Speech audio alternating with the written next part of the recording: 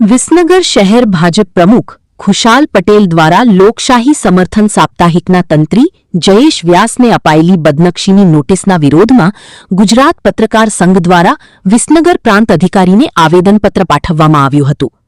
કડી, વિસનગર, વડનગર અને મહેસાણાના પત્રકારોની ઉપસ્થિતિમાં યોજાયેલા કાર્યક્રમમાં ખુશાલ પટેલે નોટિસ પરત ખેંચી પત્રકારોની માફી માંગવાની માંગ સાથે નહીં તો ગાંધી ચિંધ્યા માર્ગે આંદોલનની ચીમકી ઉચ્ચારવામાં આવી હતી. આવેદનપત્રની નકલ મુખ્યમંત્રી ભૂપેન્દ્ર પટેલ, નાયબ મુખ્યમંત્રી, વિસનગરના ધારાસભ્ય તથા મંત્રી ઋષિકેશ પટેલ, મહેસાણા જિલ્લા પોલીસ અધિક્ષક અને વિસનગર પોલીસ ઇન્સ્પેક્ટરને પણ મોકલવામાં આવી હતી.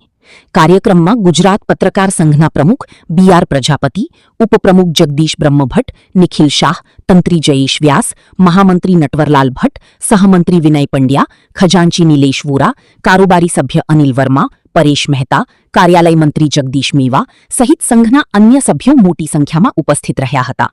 રિપોર્ટર મૌલિક દોશી, અમરેલી.